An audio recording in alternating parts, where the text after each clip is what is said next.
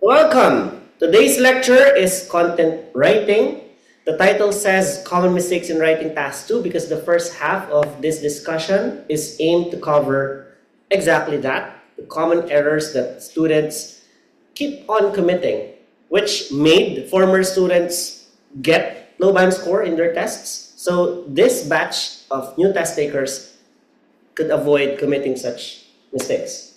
So basically, that's the first half, and the second half aims to give you this understanding of what content is. Even I myself, I'm having difficulties understanding or even sharing to other students what the hell is content.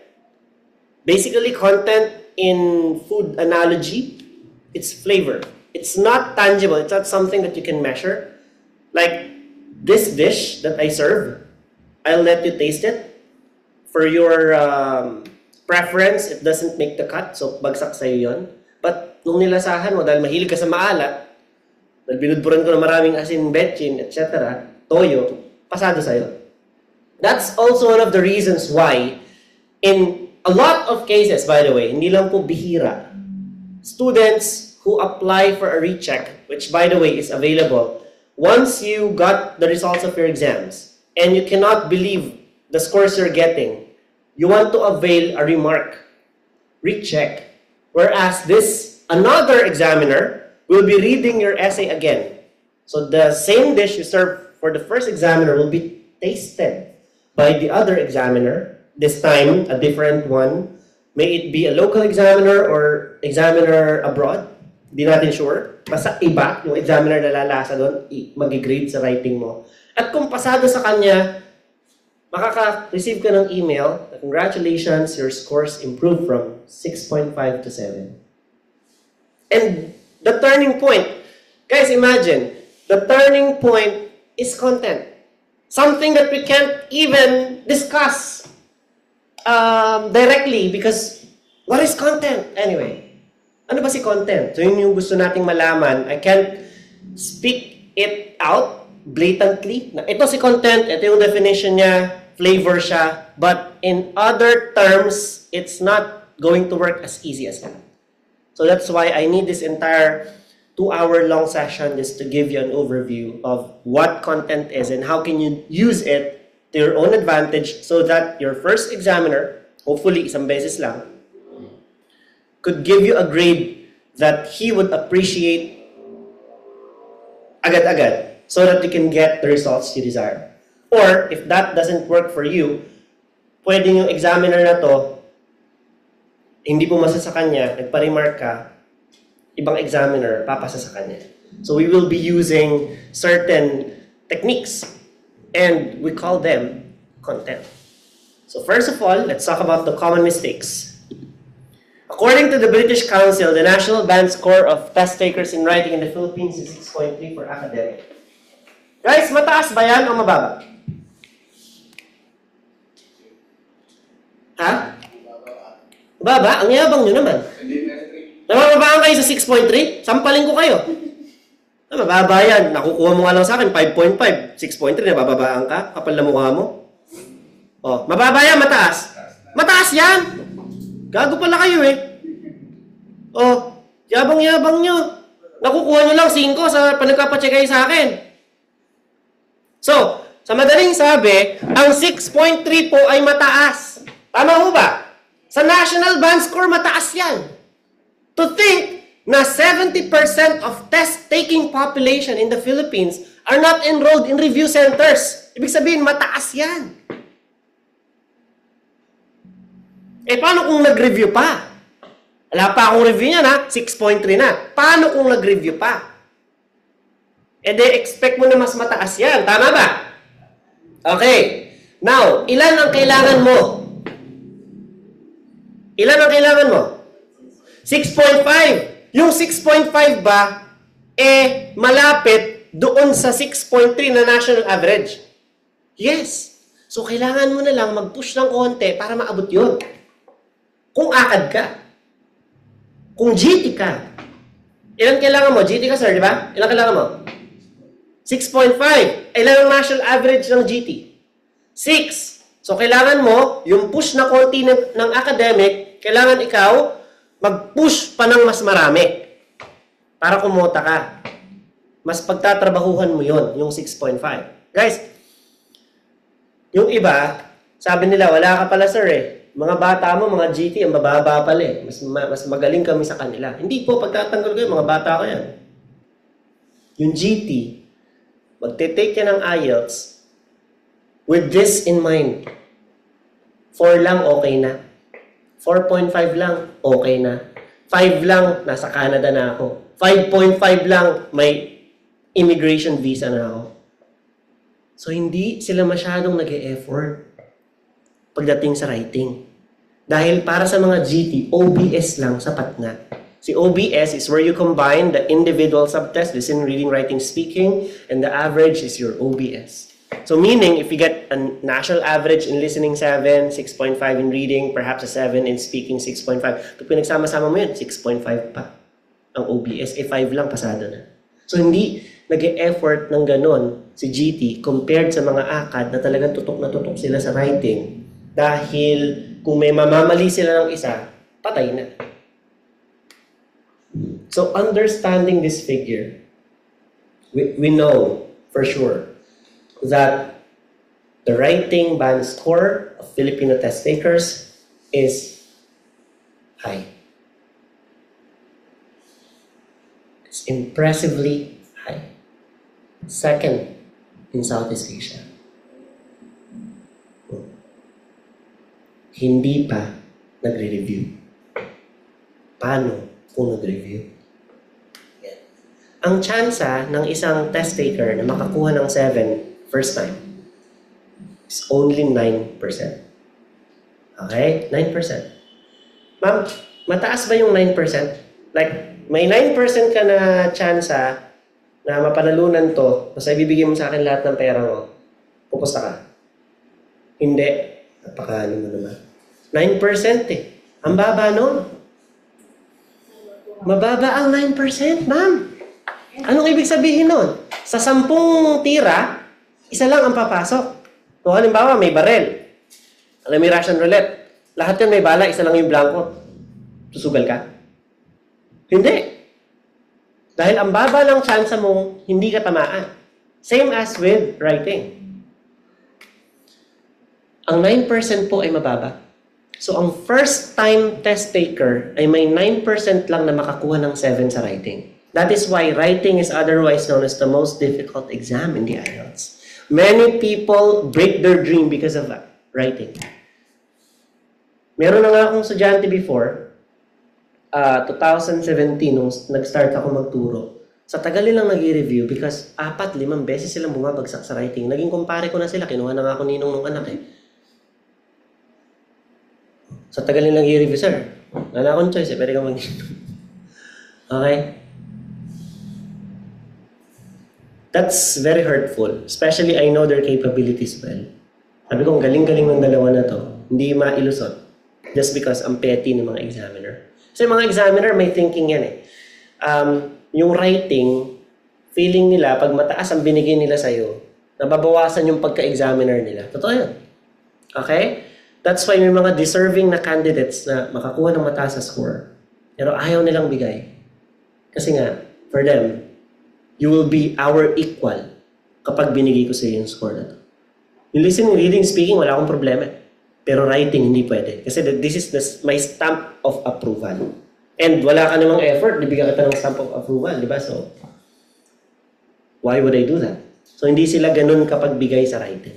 Yan ang pinag-iinitan nila sa lahat ng exam. Okay? And there's a reason. Kasi unang-una, even minor errors, in the past, ang writing natin hindi typewritten.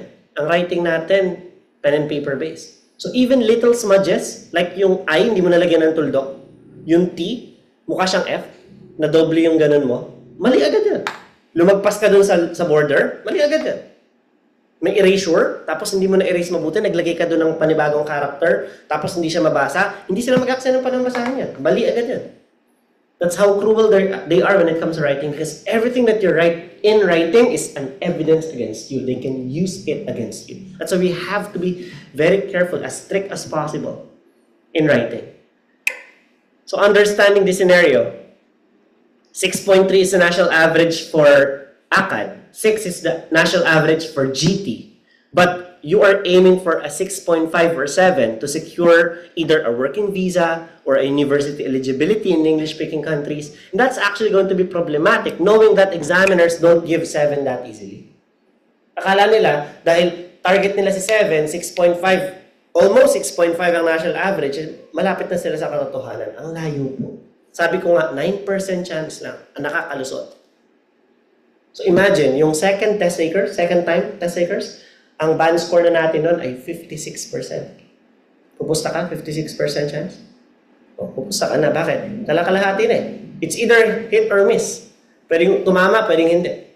So, the second time you take your test, getting a 7 is actually much closer to reality since it is now 56%. So sir, paano natin ma-achieve yung second time? Wala naman akong bala pa na pang-exam ulit. Doon nga pumapasok si coaching. Gagawa kayo ng writing test. Sinabi ko, ito yung assignment nyo. Sasabihin ko, ito yung mga mistakes. Ito yung dapat yung improve. Or, wala kang dapat i-improve. Keep mo lang kung ano yung ginagawa mo. Continue mo lang kung ano yung ginagawa mo. Then take your test. Diba? Kasi, yung mga first-time test takers, wala silang coaches na nagtuturo sa kanila na ito yung tama, ito yung mali. It's only them. And some videos that they found on YouTube. But here, we are at 9.09er, we have been trained. We are constantly trained on a yearly basis. Tuwing August yan, nag-meet lahat ng mga lecturers. May magtuturo sa amin na examiner. Ito ang standard namin. Pakisabi ito sa mga students nyo para pa nagpa-check sila ng writing sa amin, mataas ang bigay namin score. They give us the recipe, and I'll teach you the recipe. All you have to do is to follow them religiously. So, that's it. Questions? So the most common mistake is definitely not being prepared for the test. So prepare for the test by attending classes related to writing and having yourself coached through practice. Not practice. It's not practice that makes it perfect, by the way. It's perfect practice that makes it perfect. So, sabi nila, pag nagpakahirap ka, gagantin pala ang hindi. You have to work smart. Lalaban ka ng marathon, tapos ang practice na ginagawa mo, swimming. Although, you will be getting endurance, you will be able to improve your stamina, but it's not the same. It's just not the same. So you have to follow what's proper, what is expected to occur in the test. And that is exactly attending classes, having yourself coached, use it as a cycle every single week for 8 weeks. Then let's see kung kamusta improvement. Kung you're closer to the goal, this is good enough for you to get a 7, take the test. Diba? That's how we can understand who are the people prepared for the test and who are not. Sabi ko nga, it takes time. Kaya medyo na-disrespect natin yung exam na, sir, meron na lang po kasi akong 2 linggo para mag-prepare. Okay, diba? So you are no different from those first-timers. Umattend ka ng lessons, how can you fit all those information in your brain within this small time period? Tapos, ang dami mo pang ginajuggle. Di ba? Meron ka pang pamilya, meron ka pang kabit, may trabaho ka pa, nakikipag-iinuman ka pa, tapos gusto mo pasa ka in 2 weeks, palaman ang mukha mo, di ba? Guys, may ganun eh. Meron pong talagang talented na individuals na sabi ko nga, konting push lang yung kailangan, papasa na. May ganun. Sabi ko, may isang student ako, taga Batangas, sabi niya, sir, nasabi lang po ng pinsan ko, magaling daw po kayo magturo ng IELTS, pwede niyo po ba akong turuan sa loob ng 1 linggo? Ay, putang ina ka. Handa ka ba akong mamura araw-araw? Sir, walang problema. Matanda na, mga 54. Imagine niyo ako, minumura ko matandang babae araw-araw. Kasi ready siya. After 1 week, pumasa. Sabi ko, wag kang magte-thank you sa akin. Sendan mo lang ako ng picture na nandun ka na. sa UK. Send siya ng picture, naka-fur coat. That's enough evidence for me. Si writing po kasi ay hindi biro sa kanilang lahat. Pinost ko, di ko alam yesterday or Thursday, si Blake at saka si Kriza pumasa ng exam. Nakakuha ng 9 sa listening, nakakuha sila ng 8 sa reading, 7.5 sa speaking, 8 ang overall band score, pero 6.5 lang ang writing. Hindi pa rin 7. I'm not saying that their efforts weren't felt, but they put most of their effort sa listening, reading, and speaking, not in writing. Some beses ko lang silang na-checkan ng writing. And that one time was actually very helpful. Kasi baka kung hindi sila nagpa-check, baka sa is lang yan. So you understand that there are steps you have to take. There is a sequence you have to follow. And based on that sequence, how long will you be doing this? How many times you will be going over the sequence? We want to learn from the process of understanding the sequence.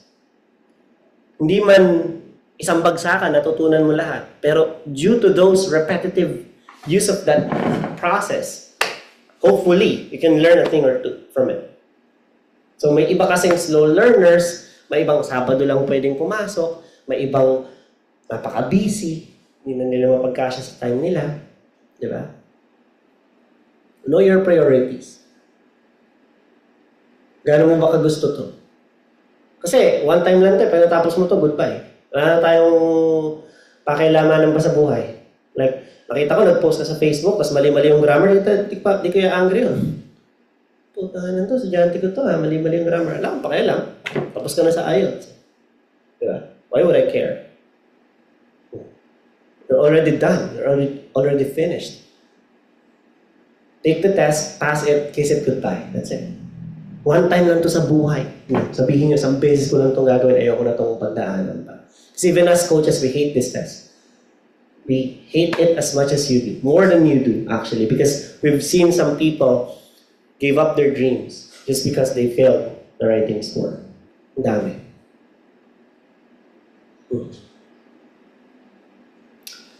So what's the common error? It's poor question analysis. Some people mistake one question na agree-disagree ang approach into open-ended. So definitely, the agree-disagree approach requires the opinionated sequence, whereas the format for open-ended follows whether the questions are contained within this task description, whether problem solution yan, cause-effect solution, or giving reasons only. It doesn't matter. You have to understand what the question entails, because this is precisely what you're going to generate later in your essay. Imagine your task description is a question where you have to generate an essay in response. So if you misunderstood the question, there's a probability, high probability, that you will misunderstand it, and therefore you will provide an essay that is not tailor-fit for it. Hindi yun yung hinihingi sa'yo. Hindi mo kasi napakinggan, hindi mo naintindi ng mabuti. Sabi ng nanay mo, anak, abot mo nga yung ganito. Inabot. Hindi ito. Hindi ka ba nakikinig? Exactly. Misunderstandings could happen. That's why, in certain instances, kasi kami, hustler na kami dito, napagdaanan na namin to, tinuturo namin to on a weekly basis. Kabisado na namin how to approach questions. Kaya natutuwa nga ako sa mga students na sabi ko, ang first step sa becoming better in writing is read questions in the Orange Book. Read past examination questions from our Facebook posts sa group. Andun sila for a reason. Sabi ng isang student, sir, paano po ba yung approach dito sa question na to? Natutuwa ako pag may ganun. Alam niyo kung bakit? Kasi may nagtatanong. Hindi niya naiintindihan, humihingi siya ng tulong, sinasagot namin sa abot ng aming makakaya. Kasi dahil hindi niya naiintindihan, in-acknowledge niya yun na kailangan niya ng tulong, the moment na ma-encounter niya ulit yun, alam na niya kung anong gagawin niya. So we're here to help you out. We're here to help you sort things out. So, kung kailangan niyo ng tulong, maintindihan yung questions, ask us freely. Sir, ano po bang approach sa ganitong question? That is the time na alam ko, as a student, nakikinig ka, ginagawa mo yung task mo sa bahay. Ginagawa mo yung assignment mo. Na magbasa ng questions, magbasa ng articles, magbasa ng essay. So, you must first identify the question type, then identify the keywords in the question, and finally identify the instructions words in order to find out what the examiner wants you to do with the question. We will look at these skills in more detail below. So, writing without planning. The students who get the highest marks plan before they write, and they often plan for up to 10 minutes. Well, hindi ko masyadong sinasuggest yung 10 minutes na pagpa-plan. Bakit? Ilan lang ba yung time natin to do task 2? 40 minutes. For the entire writing, ilan lang yun? 1 hour. So kung sa task 2, 10 minutes nagpaplano ka, 30 minutes ka na lang magda-draft. E paano pa yung checking phase? Baka makain mo na yung oras mo para kay task 1. Because by the way, you have to do task 2 first and then task 1 next. Knowing that task 2 carries more weight, task 2 is more important, task 2 requires more of your effort, so you are much fresher before you come into writing task 2, mas magagamit pa yung critical thinking skills mo earlier as you are fully charged pa. Planning helps you organize your ideas and structure before you write, saving you time and helping write a clear essay. So, bakit yung mga hindi nagpa-plan, sumasablay sila sa essay writing? So, I've mentioned, you will be drafting your essay in accordance to what is within the task description. If you're going to write something beyond or unrelated to the task description, ampaw yan. So dahil di mo pinlano, wala kang structure, wala kang end goal, para kang nagpagawa ng bahay na during the construction phase ka, nag-edit, doon ka nag-renovate, doon ka may pinapabagbag, doon ka may pinapabago. So, matrabaho, magtatagal ang gawain. Pero kung may plano ka, meron kang blueprint, you know where to put these blocks. You know where to lay those tiles. Alam mo na, ito yung sukat ng tiles, ito yung square meter ng floor. Alam mo kung ilang piraso bibilin mo. Tama? Kaysa bumili ka ng sobra o kulang, ang dagdag, ang trabaho, puro edit ka ng edit ng edit. Kaya sabi na, sir, alam mo, nagtagal ako dyan, inabot ako ng 1.5 oras. Alam mo kung bakit kaya inabot ng 1.5 oras? Number 1, it's difficult for you to generate ideas. Why it's difficult for you to generate ideas? Because you didn't prepare. Anong preparation? Read questions, read newspapers, read essays. So dahil hindi ka nagbabasa, wala kang pinanggagalingan, wala kang nilalagay. Pangalawa, di ka nagpaplano. You don't have an end goal. Edit ka ng edit, bura ka ng bura. Ay, baguhin ko to. Ay, palitan ko to. Ay, hindi pala to ganito. So, even sa sarili mo, nagsusulat ka. Ang kalaban mo, sarili mo, nagko-conflict kayo. Dapat ba natin gawin to? Ay, hindi. Di ba? So, it's going to cause a lot of problems along the way. Misunderstanding the question. So if you misunderstand the question, there's a high probability, there's a high chance that you will provide an improper outline of the essay. And therefore, ang laking kamot ton sa task response at coherence and cohesion. Guys, ang taas natin national average 6.3. Academic, kudos to you guys. But understanding that number, it's actually divided into 4.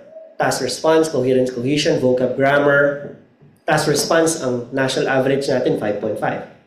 Sorry, 5.8. Ang coherence, cohesion natin, 5.3. Ang grammar, 7.1. Sorry, vocab, 7.1. Grammar, 6.8. So, ang taas ng vocab, ang taas ng grammar, ang baba sa task response, ang baba sa coherence. Bakit? Because of that. Misunderstanding the instruction portion of the essay. So, if you will be misunderstanding it, way far away from the meaning of the topic, baka mas mababa pa yung 5.8 at 5.3 na yan. Which will make matters even worse. The internet is replacing many traditional forms of communication. This brings with it more negative than positive ramifications for humanity. Discuss this and state your opinion. So the instruction sentence here is telling you that you're expected to formulate a response in the end. And state your opinion. The problem many students run into is that they misinterpret what the instruction sentence is really asking them, and this in turn causes the overall relevance of their essay response to suffer. If you have found this is a problem for you, let's go over a few sample instruction sentences and state clearly what they are asking. So ito na siya. Many young people today are using not only the illegal but also the legal but also the illegal drugs. Discuss the causes of this disturbing trend and enumerate the effects before suggesting your solution. So, if you will be reading the essay, the main topic is about youth drug abuse. So, it's about drug abuse. The affected party is the youth, but the question is giving me instruction to provide causes, to analyze the effects, and to provide solution in the end. So this falls under, anong category ito? Anong type of question ito? May sumagot sa Zoom? Sir, wala po ba talaga slides para maka-display lang po screen? Len? CG Len, Christine, Kurt, Len, Melo, Seth. Sino pa hindi nakakakita ng screen ko? Bukod kay Len, o si Len lang. Mga nasa Zoom, sagot po kayo. Di din daw makita. Sige, ulitin natin. Okay, ulit. So, we have Len, Christine, Kurt, Jilen, Melo, Seth. Kita na po yung aking monitor. Nakita na yung question nakalagay dyan. Okay na po. Alright. Sige, pakisabi sa akin pag may problem pa ha. Okay. So, many young people today are using not only the legal but also illegal drugs. So, it is asking us for causes and to enumerate effects and suggest solution. Now, the question is, what category, what instruction does this task description fall into? Saan? Saan ito papasok? Sir, ma'am, matagal na kayong estudyante, saan ito papasok? Anong category yan? Kasampalin ko kayo pag hindi niyo sinagot yan. Sagot! Open-ended. Open-ended. Ba't open-ended? Tinatanong ka directly. Bigyan mo ako ng cause, anong dahilan ng youth drug abuse? Bigyan mo ako ng epekto niyan.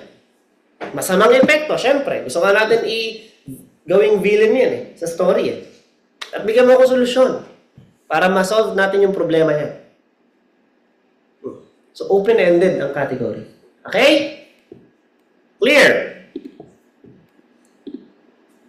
Sabi ni Len, open-ended. Tama ka, Len. Dahil dyan, be-bless ka ni Lord.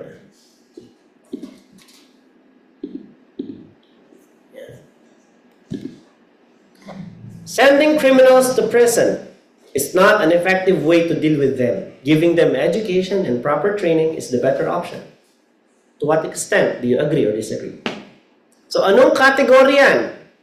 Kakaturo ko lang yan last week ng May. No, first week ng June. Oh, first week ng June lang yan. To what extent do you agree or disagree? Okay? Tandaan natin, si to what extent do you agree or disagree, si do you agree or disagree, at si do you think the advantages outweigh the disadvantages na tinuro ko last week, and nagfa-fall under the opinion category. So, kay opinion category, definitely, it will require most of your opinion.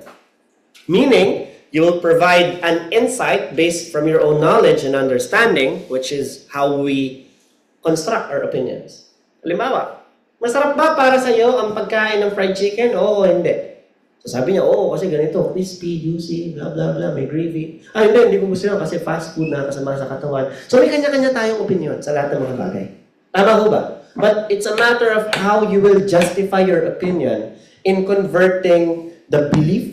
Kung same kayo ng belief ng examiner, walang problema. But if your belief is what we call uncommon. How can you convert me?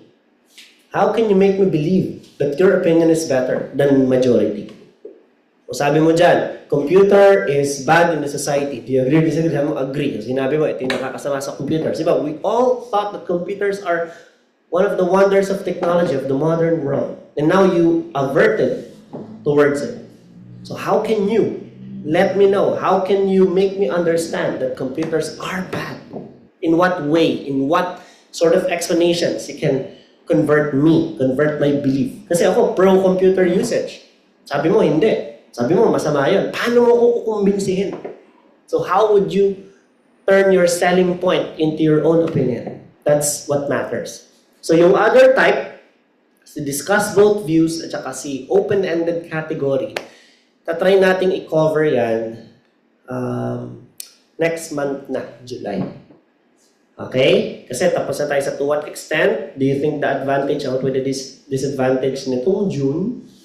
Tapos, agree-disagree. Tapos yung open-ended at saka discuss both views next month. So every other month, nauulit naman ito. Okay? So opinion category, to what extent? Tandaan ha, magkaiba po ang klase ng to what extent do you agree or disagree sa basic na do you agree or disagree lang. So attendan mo siya parehas. Kinakailangan ko, yung huling lecture ko niyan na Zoom lang, it took me 3 hours and 43 minutes just to discuss the do you agree or disagree. Nag-start ako ng 9, natapos ako 12:43 mag-1. Just to discuss do you agree or disagree. See, to what extent even longer? Mag 4 hours. Alam ko, 4 hours, 6 minutes ang inabot niya. So, ibig sabihin, ang laking pinagkaiba ni agree-disagree at to what extent. And just because of the phrase, to what extent. Yun lang po ang pinagkaiba nila, to be honest. And to what extent, ano ba nakakasagot sa to what extent? Doon sa mga umattend ng klasiko, nung to what extent do you agree-disagree? Anong part of speech ang nakakasagot kay to what extent? Mga bata tayo dito, oh. Ibig sabihin, nung senior high nyo, tinuro yan. Ano man nakakasagot sa to what extent? The part of speech. Mga nasa Zoom, may nakakaalam? Jillian, Christine, Eliza, Kurt, Len, Melo. May nakakaalam po. Guys, mga bata kayo, patunayan yung bata kayo, ha? Ito mga matatanda na to kasi syempre nag-garden lang sila nung elementary, floor walks lang sila nung high school, bigyan lang nila na anak yung teacher nila nung college, pasado na sila. Kaya hindi na nila alam yan. Oh. Ano daw? Part of speech na nakakasagot sa to what extent? Again, this is outside the realms of writing task 2. Labas na to doon. Pero may kinalaman pa din siya. To what extent? Ano po? Ala, kung ito, patay na. Tinanong kayo, to what extent do you agree, disagree? Hindi nyo masasagot. Patay na. Suko na. Suko na lang. Lubayan na natin ito. May tayo? Ano nakakasagot dyan? So to what extent? Wala pa rin? Zoom, wala? Wala talaga? Sir, wala ka bang try? Wala kayo yan? Ikaw, ma'am. Pumasok ka nun. Ikaw. Ubus talaga?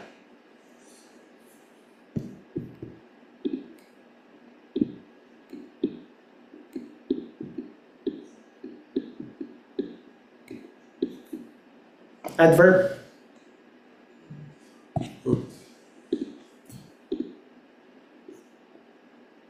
Kung kailan ako nagsusulat, Melo, tsaka ka sumabay eh.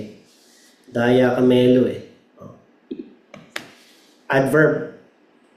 O ngayon, ano ba definition ng adverb? Nakakahiya edukasyon ng Pilipinas talaga. Kaya doon na nga lang kayo mag-aaral sa ibang bansa. Kahit paano matututo kayo. Wala, eto na tayo eh. Ganyan lang tayo eh. No? Sabi ni Christine, it answers the 5W and an H. Actually, that's correct. Okay?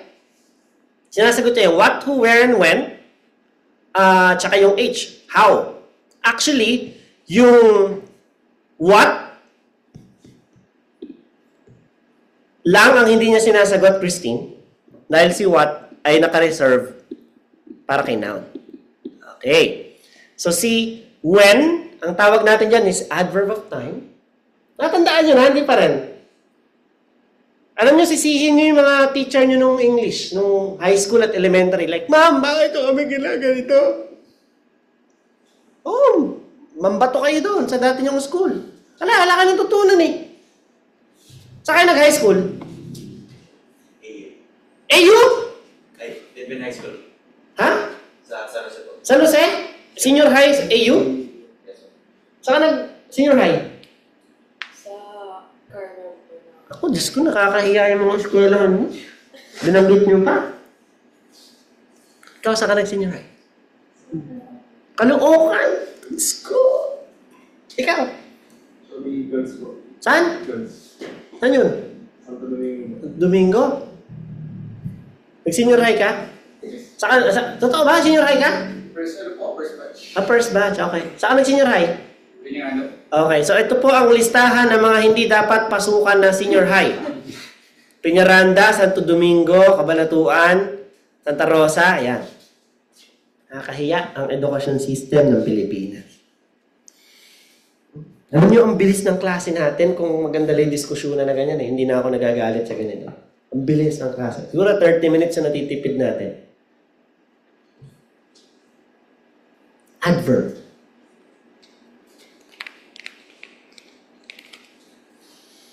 So, 5WH. 5W and H. Christine, so si what? Actually, kung bubuin mo yung phrase na to what extent, doon na siya pwedeng sagutin ng adverb. At ang tamang adverb na sasagot sa to what extent ay tinatawag nating intensifier. Yun ay mga nagtatapos sa li. Yan. Like, kahit single L lang, pwede. Bawa, clearly, fully, beautifully, explicitly, yan. Really. Okay. Kaya naman, sa to what extent na turo ko last week, pag 100% ang iyong stand, gagamit ka ng mga 100% na intensity. Tulad ng fully, totally, wholeheartedly. Okay? Kapag naman 70% or majority lang, hindi totally, hindi all the way, so gagamit ka ng almost entirely. Almost lang, hindi entirely. Eh pag buo, entirely. Nakukuha, yun ang pinagkaiba nila. Okay? So pag minimal lang, hindi masyado, meron din. Pero hindi natin tinuro yun sa writing kasi nga hindi siya umuubre. But just FYI, pwede rin gumamit sa totoong buhay nun. Na not much. How much do you like eating spicy food? Not much. Diba? Hindi masyado. So nahati ito sa tatlong level. 100%, sakto lang, tsaka hindi gaano. So yun si to what extent. Lalo sana tayong ganito. Kung alam nyo lang yun. Diyos ko, kakaturo ko pa lang, nagsi-attend kayo nun. Isang linggo pa lang nakakalipas. No, kinakain nyo. Para maiwasan namin. Kuday. Discuss both sides. What is your opinion? Discuss both views and give your opinion. Yan yung mga types of questions na ma-encounter mo. Which do you prefer? So pag nakakita ka ng, which do you think is better? Which do you think is more optimal? Which do you prefer? Yan po ipapasok sa do you agree or disagree category. Sir, paano po ba namin aatakihin itong share personal examples share examples based on your experience? Paano natin aatakihin yan? Ganito po, ano? Sa essay, meron tayong do you agree or disagree? To what extent do you agree, disagree? Advantage, disadvantage, discuss both views, open-ended. Tapos minsan, may dinadagdag sila na share personal examples to support your response. Share examples based on your personal experience. Tama? Okay. Ngayon, pag nakita nyo yan,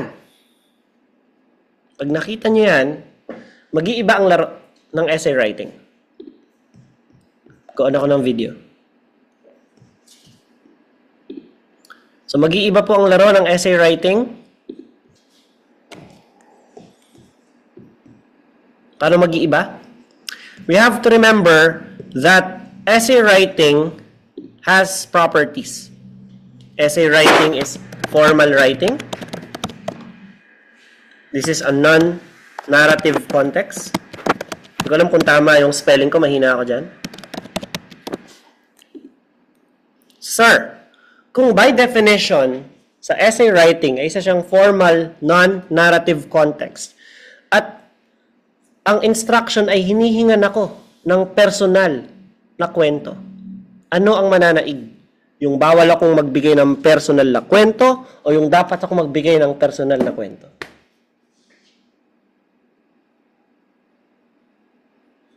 You guys, usap naman tayo. Ano mananaig dyan? Okay. You are actually partially correct. Okay? Magbibigay ako ng personal example pero non-narrative context. Ha? Nakakatanga. Magbibigay ka ng kwento na hindi kwento, paano yun? Okay? Well, it's actually going to be very easy. In providing personal example, you just have to be the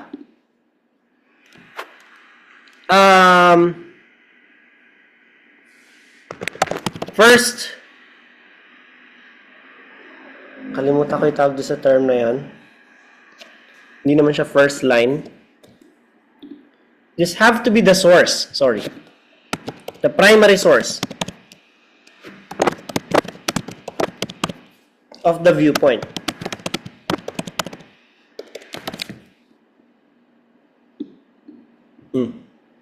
Anong ibig sabihin nun? Sa essay writing, nakita mo na share personal example to support your response. Uy, nakaka-excite. Excited ako. Bakit? Magkukwento ako ngayon, no? Na, when I was young, my father and I went to the perya. Okay. And we won a lot of tokens. When I was young, a dog bit me on my leg. Yan po ay kwento, yan po ay mga bawal. Sir, akala ko ba, dapat ako magbigay ng personal example. But, gagawin natin tong non-narrative context, but still the primary source of the viewpoint. Tingnan nyo kung paano natin gagawin to. Gagamit ka ng phrase na, as I have experienced, comma, I witnessed many people, then give the example. So, yung first source, pero secondary discussion. Sa aking karanasan, nakakita ako ng mga taong gumagawa na to. So, that way, nakapagbigay ka ng personal story without making it too personal, without making it too narrative, still your own experience, nonetheless. But this time, this is going to relate to more people. So, hindi mo sasabihin na, when I tried riding the MRT, when I was young, people kept on pushing me, my luggage got destroyed, someone even stepped on my foot. Kwento yun eh, bawal to. Dahil mananaig pa din na non-narrative context. Pero dahil dahil dapat magbigay ako ng story, magigitong ganito. As I have experienced, I witnessed many commuters, especially in metropolitan areas, such as the cities of Manila and Tokyo, struggle in their transport due to the inadequacies of public transportation system. That is why I believe that if the authorities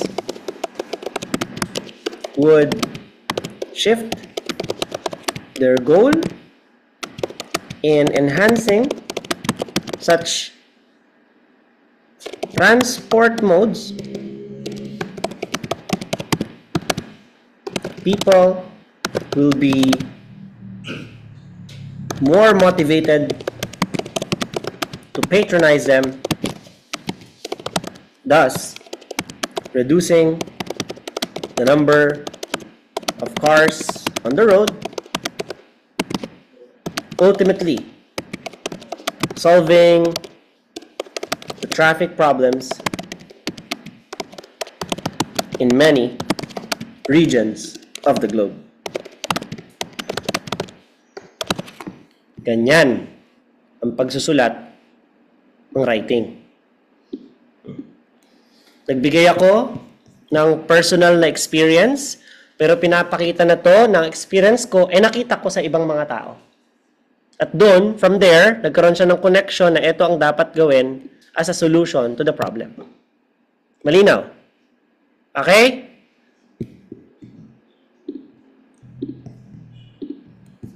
Questions po?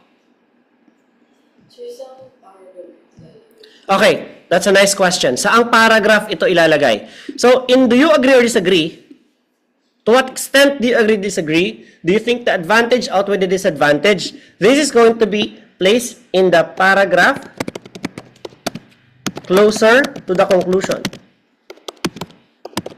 Ibig sabihin, kung sa agree-disagree, to what extent, advantage, disadvantage, meron kang paragraph 1, intro,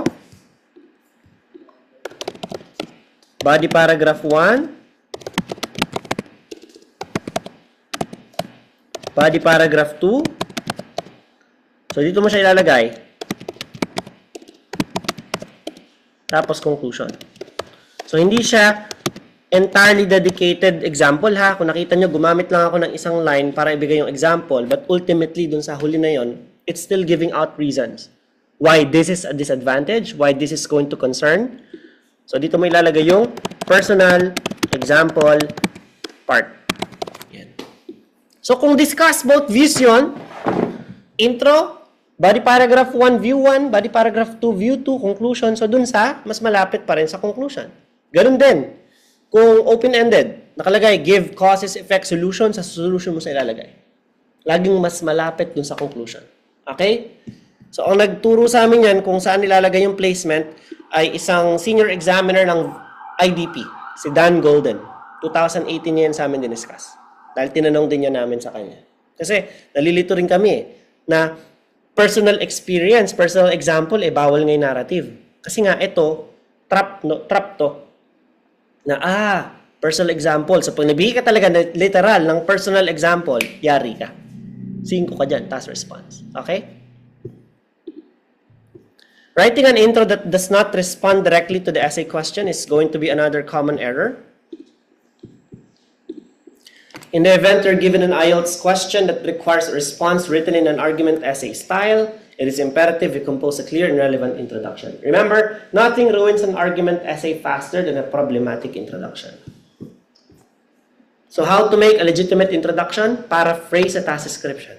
Simply, that's it. You just have to paraphrase. Paraphrasing, you have to combine 2 techniques, rewording and changing the sentence structure. Either way, it will help you generate an introduction that is original. Your original creation. In case of repeating words, don't be afraid to repeat words that appear in your essay question in your thesis. All too often, students try to paraphrase important keywords and phrases from their question in their thesis, and this typically alters the original meaning to a certain degree. Repeating words from your question will help ensure your examiner sees a direct link between this and your essay. Thus, an essay question that reads, do you agree or disagree that students should be required to study a language in high school could be responded with an intro of, I agree that students should be required to study a language in high school. So, if you will be repeating words, guys, narinig nyo to sa akin ha? Narinig nyo to sa akin. Huwag kayong matakot na mag-ulit ng mga salita na nasa introduction at task description. Tingnan nyo, halos parehas lang. Kasi, oftentimes, ginagamit ng examiner yun to recognize na your stand is heavily influenced by my question. But, do not expect a grade higher than 6 if you will do this. Why? Because obviously, the case of vocabulary and lexical resource will come in. Ang sabi ni VLR, no repetitions and redundancies. So we will not be able to impress the examiner at a great level kung uulitin mo lang yung mga salitang ginamit niya. Although hindi masamang mag-ulit, kailangan po natin mag-provide, ito po ang binigay sa ating numero, at least 4 to 6 new words. Sabihin, may mga papalitang kang salita na 4 hanggang 6 from the task description doon sa iyong introduction. So, halimbawa, yung I agree. I am in favor, palitan natin ito ng I am in favor that learners should be taught another dialect during their secondary level. Oh, same idea, but the words are now different. Now, we are qualified to receive a score of 6.5 or higher because we went our way and changed 4 to 6 new words. Pero yung mga words na wala talagang papalit, ano? For example, ang topic mo dyan, juvenile delinquency. Pwede mo siyang palitan ng crimes committed at a young age. So kung wala ka kasing synonym, no? Wala kang synonym, you can use words, group of words, as the context basis. Halimbawa, schools. Hindi mo naman pwedeng sabihin colleges and universities kasi yun ay, kumbaga sa umbrella, nasa ilalim ngayon, mga examples niya. And we're not supposed to give examples as early as introduction. So what are you going to use to replace schools? Educational institutions. Diba? So yun ang ating goal. It's to not heavily reword everything, but to at least provide synonyms, 4 to 6 new words from the task description to the introduction. Otherwise, kung uulitin mo lahat, don't expect a grade higher than 6 for the vocabulary. So task description, globalization, worldwide innovation, offered possibilities, positively affected, communicating, hindi pinalitan, others of people these days. Considering the many benefits of technology, snail mail, ano ba yung snail mail? Ito ay handwritten letter that traditionally we send over using the postman, sisend natin sa mail, lalagyan ng stamp, ipapadala, bayad ka, tapos marireceive, mababasa yung sulat, reply. So it will take months for responses of people to arrive. So definitely,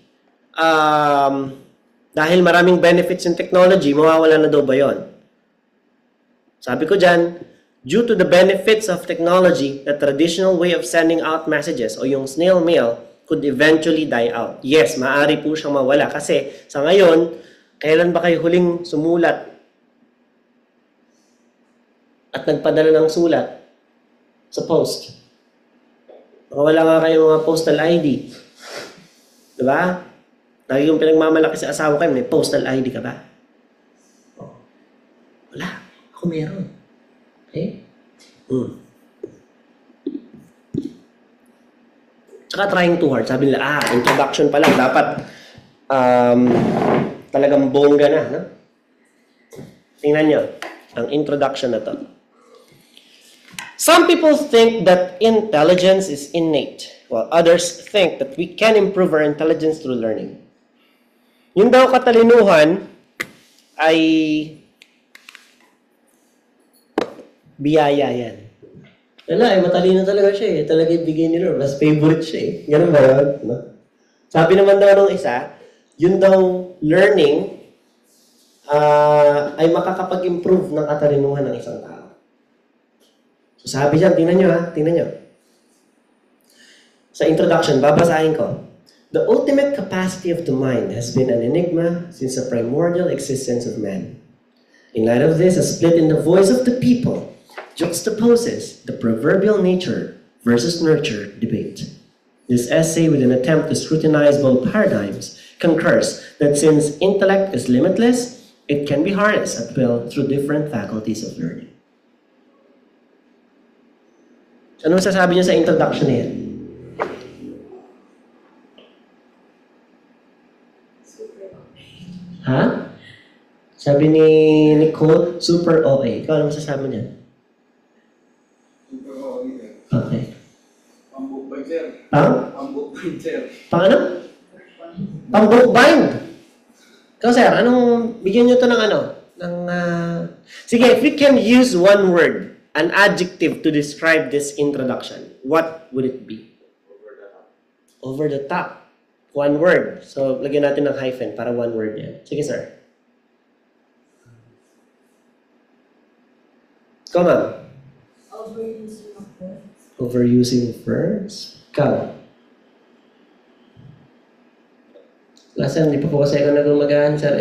Ano? Ano pangalan mo? Nicole din pangalan mo? Puro kayo Nicole? Alam mo ibang Nicole dito? Puro Nicole? Ikaw, ano pangalan mo? Kung sabihin Nicole din, ha? Papalayasin ako. Joke lang. Lee. Okay. Buti na may ibang pangalan dito. So, sa mga nasa Zoom, kung meron kayong word na magagamit to interpret, to describe, Eliza, Jilen, Christine, Kurt, Len, Melo, and Seth. Sabi ni Len, complex. Okay? So actually, the word I'm leaning towards, complex. Okay? Wala namang iba. Si Len lang ba yung estudyante ko? Kanina si Christine sumagot, si Melo sumagot. Si Kurt paminsan-minsan sumasagot. Bukod doon, si Eliza, si Seth, at si Jilen. Ano yan? Design lang kayo dyan? Ha? Statwa lang kayo dyan? Kayong tatlo? Sir, ito lang kami. Tambay lang kami dito sa Zoom. Habang nagluluto kami pansit canton. Yeah. Actually, as I've mentioned, that is the word that I have been leaning towards. Complex. Ang komplikado. Alam nyo ba, yung mga estudyante na ako naka-8, hindi sila gumagamit ng mga enigma, primordial, juxtaposes, concur, diba? Scrutinize, paradigm. Lalong-lalo na tong, this essay will discuss, this essay will explain, this essay will argue. Ayaw na ayaw ng mga examiner yung phrase na to. Kasi dun po sa mga boxes na chinecheck nila, meron dong memorized na nakalagay sa box. So pag gumamit ka niyan, ganyan kasi yung karamihan ng mga samples na nakikita natin online. So, bibigyan ka nila ng deduction just because of this essay phrase. Kaya kung makikita nyo sa lahat ng mga samples ko, samples namin, or even pa nagpa-check kayo sa akin, sasabihin ko, hindi ka nakikinig sa akin, ano? O gumawa ka ng sarili mo na hindi ka mata ng pasok, ano? Bakit? Kasi gumamit ka ng this essay. Yan nga yung binabawal ko eh. Paano ko nalaman na hindi ka nakikinig? Gumamit ka ng nowadays eh. Yan nga yung binabawal ko eh. Hindi binabawal ko, hindi ayaw ko, kung hindi ayaw ng examiner mismo.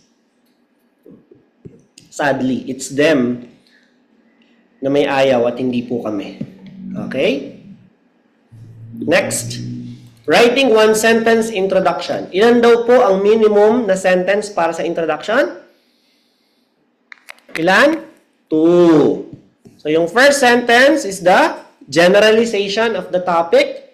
At yung second sentence, kung under opinions ito, nandun yung stand. Kung discuss both views, nandun yung dalawang views. Kung open-ended, nandun yung claim mo na eventually, ito yung mga magiging sagot mo in the end. Sort of like table of contents. Okay, ito yung example. Bawal yan. Dapat ganito. Dalawa ang sentence. Some people believe that technological developments lead to the loss of traditional cultures. I am generally in favor with this assertion. While it may be true in the case of some societies, others seem to be unaffected by technology and the modern world. So, dalawang sentence po, minimum. Ayan siya. Just so you can see them. Nasaan ba yung aking work. So, send ko lang yung aking map. Copy. Copy.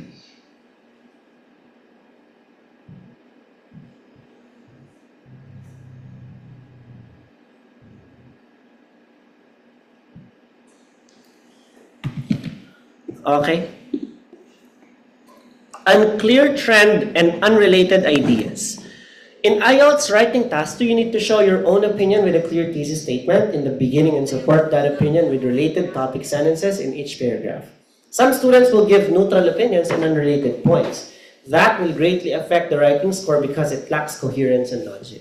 So as I've mentioned previously, your introduction should mirror exactly what the task description is.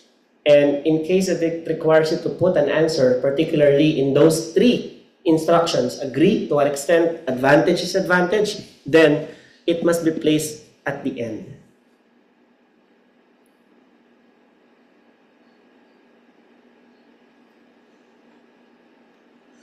Some argue that we no longer remember festivals and that most of us just have fun.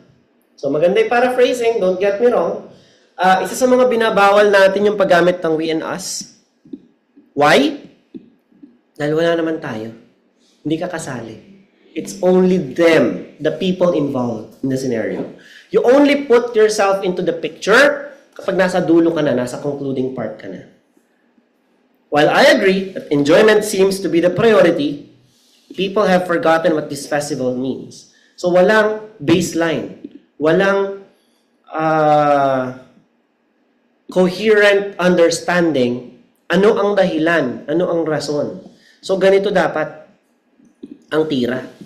Some people argue that original meaning of festival is forgotten and that most individuals treat them as opportunities to have fun. Wala akong ibang binago, pinalitan lang natin yung we, us, ng them, and they. People as your noun. While I find myself in accord with this idea that enjoyment is the priority during festivals, I do not believe that people have forgotten what these festivals mean. Mas may kagat. Mas meron siyang ibig sabihin. Kasi kanina, kinumbine lang niya, enjoyment yung priority, tapos nakalimutan na ng tao yung festival. Pero ang aking stand, although nag-enjoy pa rin ang tao, hindi pa rin naman nila nakakalimutan anong ibig sabihin ng mga festivities na yan. Okay? Wrong use of transition words. Remember, paggagamit ka ng transition words within paragraphs and sentence level, gumamit po kayo na to. Kapag naman gagamit kayo ng transitional device to add at sentence and paragraph, kanina, within words and sentence level, ito sentence and paragraph level. In addition, moreover, furthermore, additionally, yan po ang gamitin natin to begin your paragraph. Pwede. Especially if you are meaning to connect that the previous idea is heavily related to this in a form of content. So kung kontra ka naman, pwede itong gamitin sa loob ng sentence. Pinapaliwanag ko ha. Pwede itong gamitin, yung although at conversely, pwede siyang gamitin, pero dapat may turning point, may plot twist yung sentence mo. Ibig sabihin, binubuo siya ng dalawang clause. Isang dependent at isang independent clause. Halimbawa, although many people believe that computers do more harm than good, I am in favor that they can be a great tool for work and studies of many people all over the globe. So may twist siya, may palit, no? Kapag naman gagamit ka ng contrast, ng comparison, ng sentence at paragraph level, ito siya.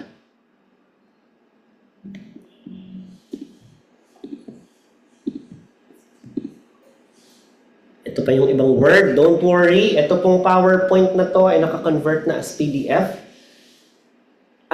I-upload ko yan kasama ng replay. Okay? So, pwede nyo siyang i-click. Ito pa, ang dami. To show sequence. Bakit nakabura? Yung to show sequence. Ma'am, bakit nakabura? Yung to show sequence. In. Bawal ba yun? First, second, third. Sabi ko, may sinabi ba ako? Bawal yung mga first, second, third? Bawal? Sabi ko? Kasi po, inyong narate na po yung mga sentence na bawal po yun sa pagkain. Okay. Actually, nasabi ko siya, pero hindi ngayon. Nasabi ko siya before. So, most probably, nanood ka ng replay, tapos tumatak sa'yo yun, bawal pong bilangan ang mga examiner. Na una, pangalawa, bawal yung mga firstly, secondly, thirdly, and so on and so forth, etc., etc. bawal. Lalo na sa etc. or sa etc. Bakit? Hindi naman English yun. Latin yun. Oh, and remember, your essay is English. Should be in English, purely. Clear? Okay. So, instead na first, second, third, gumamit ka ng mga subsequently. Ano ibig sabihin ng subsequently? Pagkatapos nun. Diba? So, people will spend their money on gambling sites. Subsequently, they will be bankrupt.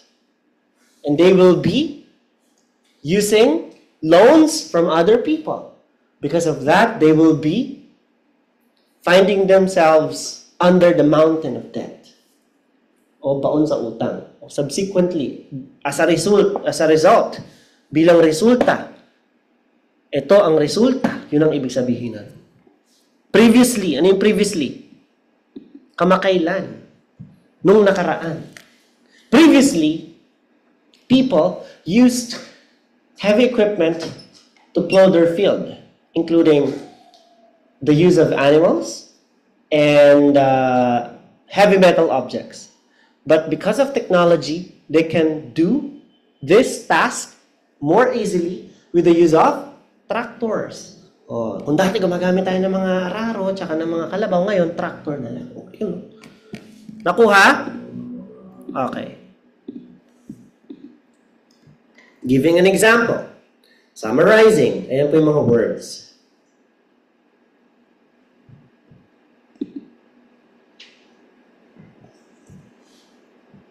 Many people today migrate to other countries more than ever before.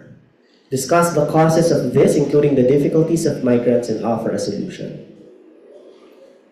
Nagawa tayo ng introduction. So many people, ang nilagay dito nung gumawa originally, a lot of individuals and the people. Other countries all over the world who live in one country and region likes to migrate and live to another country or nation for their families. In fact, many people who live or stay in their home countries want to live and work elsewhere due to the benefits and advantages of living abroad.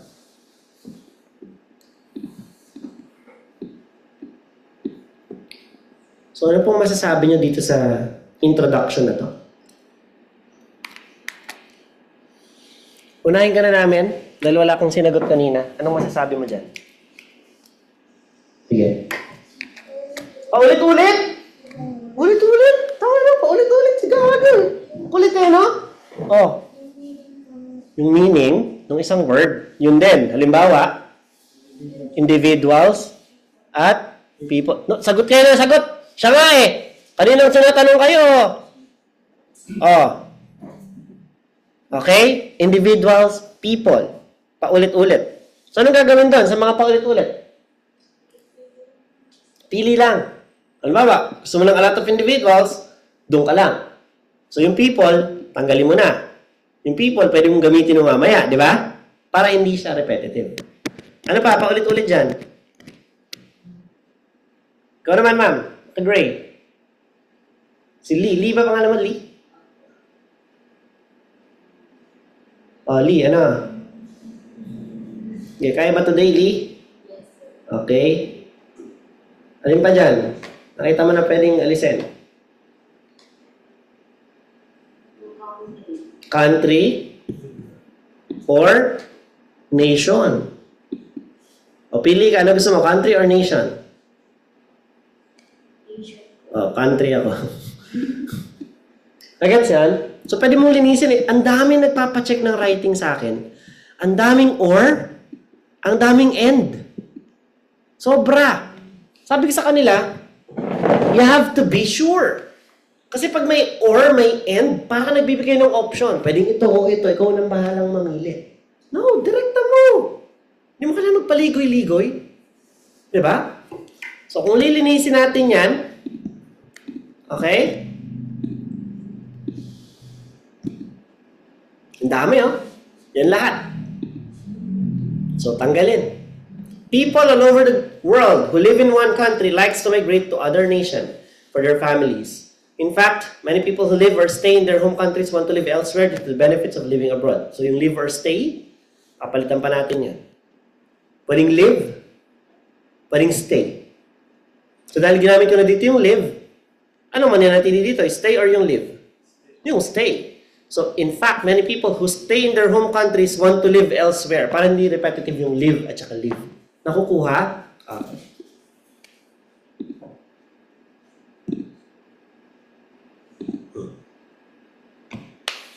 Many people today who live in their home country are interested in the idea of migrating to another nation for their families. In fact, they want to live elsewhere due to the benefits of living abroad. And there's no sign that this will stop anytime soon. However, the migrants encounter, ito na yung mga problem. Hardships, difficulties, troubles, adversities, adversaries, challenges. May nagsabi pa before, obstacles, concerns, no? But there are ways to solve. But there are methods to use. But there are ways out of this problem. There are various ways out of this problem. Pwede. Kasi kailangan mo i-confirm na itong essay mo, meron kang cause, may effect ka, may solution ka. At doon mo babanggitin as early as introduction. Yes, may dahilan yun. Kasi kaya sila nagmamigrate, kailangan nila ng better future para sa pamilya nila. Pero may masamang epekto yun sa kanila. Nakaka-encounter sila ng problema. Sinabi ko naman kung ano yung problema. Hindi pa kasi pag binigay ko yung problema, spoiler alert. Di ba? Oh. Pero sa kabila ng problema, meron pa rin mga pamamaraan para ito ay maresolba. So in English, ganito nang labas niyan. Di ba? However, there are adversaries that they encounter during this trend, but there are several steps that these people can take to resolve the issue, resolve the troubles, resolve or solve the problems. Ang dami. Nakuha? So ito pa yung mga synonyms niyan. Paraphrase ha, hindi pa tayo natatapos dyan.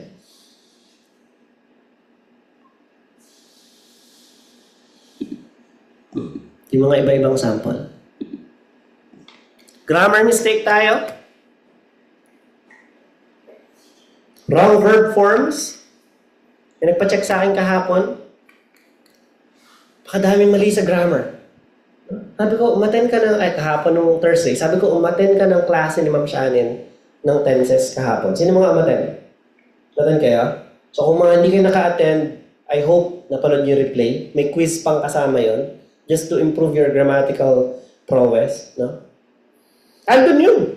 Tinuturo naman namin. Hindi naman namin kayo sabi, mali grammar mo. Hindi nyo naman tinuro, paano namin malalaman? Tinuro namin kahapon. Last week naman yung grammar 2, which is in simple present tense or basic subject-verb agreement.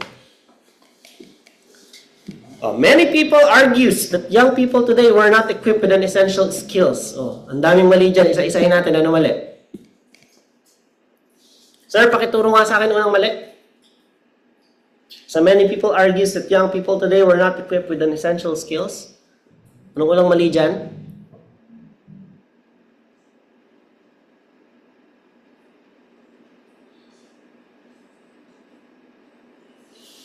Hey, help a friend. Ikaw, sir. Nakita ka? So many people argues that young people today, highlight ko na. Diyos ko.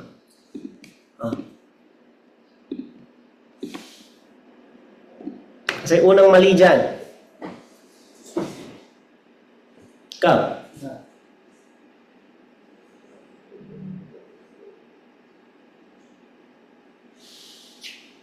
Yung ano po? Argues? Argues? Correct. Bakit mali yung argues? People ay plural. At sabi, ang plural verb daw Walang S or ES. So many people argue. Dapat. Young people today were not equipped with an essential skills. Anong sunod na mali?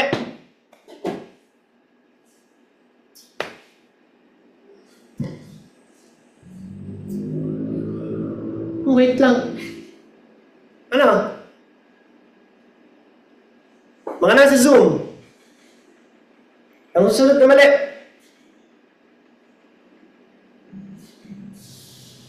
Ano? Hindi. Equipped. Yung word. Dapat dyan, are not equipped. Bakit naka-present? Kasi this is relevant today. Kapag were, noon yun. Like, people in the past were not used to computers. So, natural, noon yun eh. Eh ngayon. Okay po? Anong susunod na mali? Huli na to.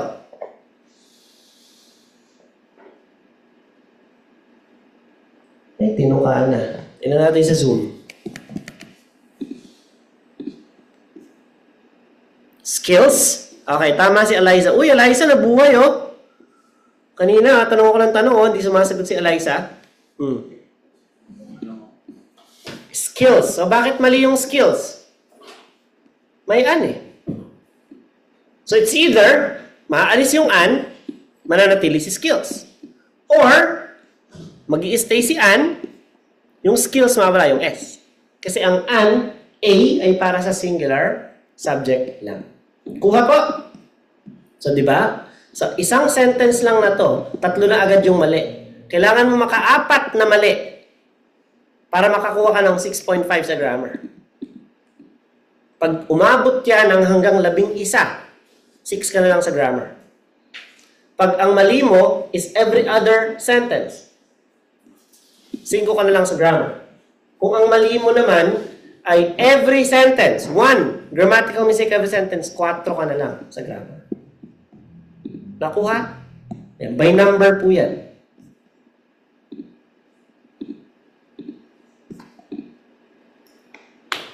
Tense consistency, inconsistency.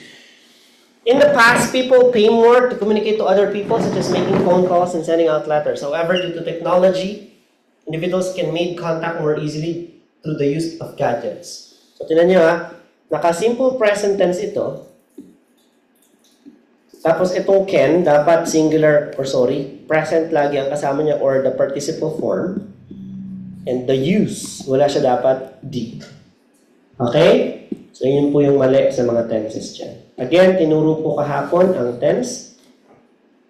Kailan po natin ginagamit ang present simple? This is just a recap of yesterday's lecture. Things that are always true. The sky is blue. General statements of facts. Dogs like to bark at strangers. Sir, bakit yung aso ko hindi naman po siya tumatahol sa stranger? No? Pipi po yung aso ko.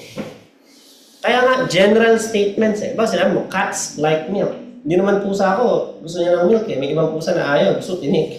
May ibang naman pusa ayaw ng tinik. May ibang pusa ayaw ng isda. So, generalization of facts. Tawag dyan. Habits, I go to sleep every night at 11 p.m. Present continuous, an action at the moment of speaking, something in progress this week, month, or year. To talk about the future planned event. Diyan ka gagamit ng are, is, at saka am, plus ing. She is walking. They are eating. So para sa activity na nangyayari ngayon, they're eating at the restaurant, they're having a meeting today. Present perfect, an action that took place at an indefinite time in the past. So walang sinabing time. So doon ka naman gagamit ng has, have, plus past participle. Has been, have become, has eaten. The cat has eaten the food already. That's why you need to fill the bowl again. Nakain na niya, kailan? Walang sinabing time. Hindi sinabing kahapon, kaninang maga, kaninang madaling araw. Walang binanggit na time expression. Kasi present perfect, don't be fooled. Siya ay past. Pero walang sinabing time expression. Siya si present perfect tense. Has and have, plus past participle. Diba, sinabi ko, I have been to New York. Nakaraan na ba yun? O ngayon? Ha? Nakaraan na, di ba? Pero present perfect tense ang tawag sa kanya. Bakit? Dahil walang time na sinabi. Eh ngayon, pag naglagay ako ng time, last year, pwede ko pa bang gamitin yung I have been to New York? Hindi na. Dahil may time na. Ano nang gagawin ko dyan? I went to New York last year. Doon naman po papasok si simple past tense. So, akala kasi natin yung tenses, present, past, future lang. Ayan o, yung present mo, tingnan mo kung ilan. Present simple, present progressive, present perfect continuous. So, paano ginagawa si present perfect continuous? Has, have, plus, been, plus ing. They have been eating for the past hour. Kanina pa sila kumakain, 1 oras na mahigit. Okay, so ginagamit mo naman yun to show duration. Like, people have been experiencing problems in traffic since many years ago. Noon pa, problema na ang traffic. Hanggang ngayon, problema pa rin siya. So, dun mo siya pwedeng gamitin. Okay? So, know kung ano ang mga pwedeng gamitin mong tenses. Run on. Wala ka man lang connectors, wala ka man lang commas, wala ka man lang anything. So, you don't use 2 sentences just like that. It's either you use a connector, you use a comma, or what else? Use various methodologies to avoid. Using ambiguous example. Sabing ambiguous, too general ang sample. As I've mentioned, pag nag-generalize ka ng example, it's better to use a specific one instead. Halimbawa, for example, GDP growth in China has led to the improving of living standards throughout the country. It's setting the stage for a much stronger argument than a student who writes. For example, income growth among developing countries has led to the improving of living standards in many areas. Second example's broadness make the example seems less tangible and thus lowers its overall quality. Dapat meron pa rin siyang reference sa, ano ba, paano ka kukuha ng example na ganyan kung hindi ka naman nagbabasa ng newspaper? Diba? Ano yung manguhula ka lang? Remember, examiners are deans of colleges of various prestigious universities all over the world. So, hindi mo sila pwedeng lokohin sa mga hula-hula lang na facts. Alam nila yan. So, mas okay actually combine. Generalize mo, bigay mo yung example. For example, income growth among developing countries such as China, Singapore, and even the Philippines has led to the improvement of living standards of their citizens. That gives you a broad introduction of the example, but specific reference that examiners can use. Oo nga, tumataas ang income growth ng China, Singapore, and Philippines at nag-improve ang living standards sa mga tao sa bansa na yan. Okay? Alright.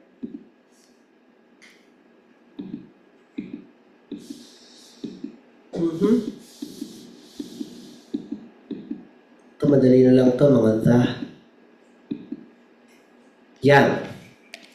Sa vocabulary mistake, limited lexical resource can also lower your score because it means you don't have enough vocabulary knowledge. One way to avoid this problem is to use different words when referring to the same meaning. Here's an example sentence of limited lexical resource. The mob was very rowdy during the protest against cuts to the university funding.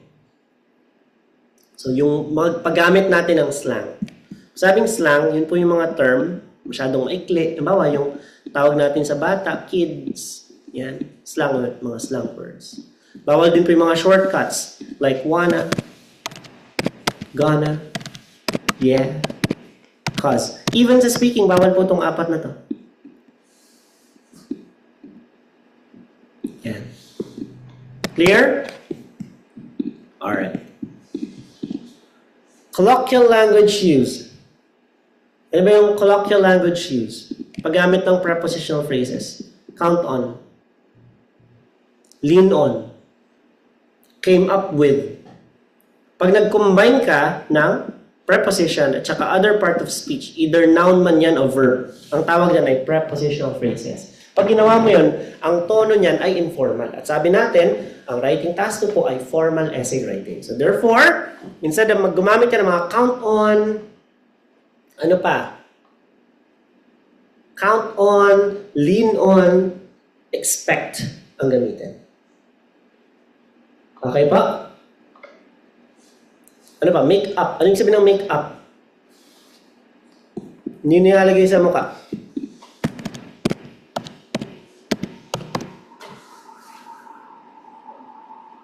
So yun po, may mga naghahalikan sa movie, make out yun. Okay? Make up. Ano yung sabihin ng make up?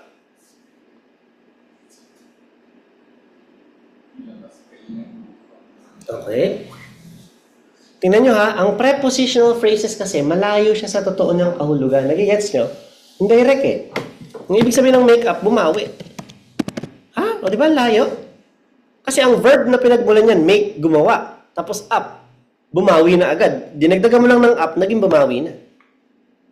Tingnan nyo nga, yung make out, pinalitan mo lang yung up ng out, naghahali ka na sila. Nagigets yung point?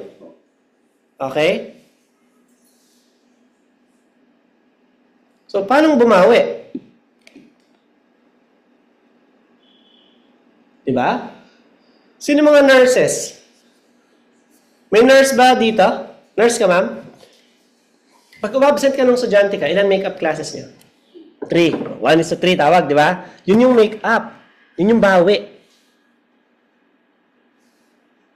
Nagkasala ka sa jowa mo, make up with her. How? Give her gifts. Give her money. Tama ba? Oh. Like, 50,000 pesos. Ah, sorry, nagkasala ako sa'yo. Ito ang 50,000 pesos. Diba? Oh. Nakuha? Okay? So, bawal daw yung mga make-up na ganyan. Ano pa? Count on. Oh, anong papalit natin? Gumamit ka ng proper words instead na paggamit ng combination nila.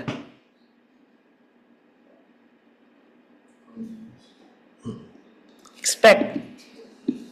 Para sa count on. Keep up. Anong pwede rin pamalit sa keep up? Keep up, humabol di ba? Oh, then reach the same level. Reach the same position. Keep out. Ano yung keep out? Bawal pumasok. Tama ba? O they avoid. Nagigets yung point? So instead of using those word combinations that make meaning difficult to imply, use better words instead. Idiomatic expressions. May nagtanong pa, estudyante ko, before, dapat daw po bang gumamit ng idiomatic expression? Sabi daw kasi ng pinsan niya,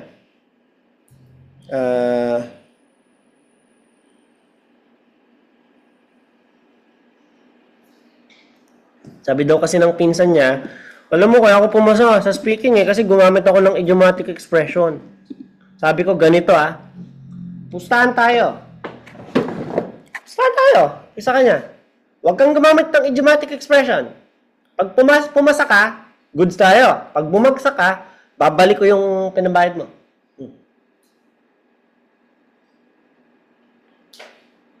Basahin natin yung kanyang reply.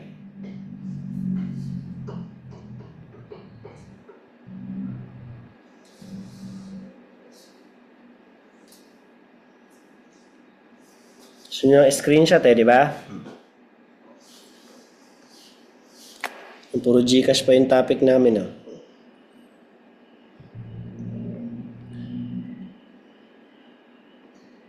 Yan Sabi niya dyan, indeed, it's a Happy New Year, sir. Thank you po for all your help and tips po. Tama nga po, no need for idioms. Tingnan niyo yung speaking niya. 7.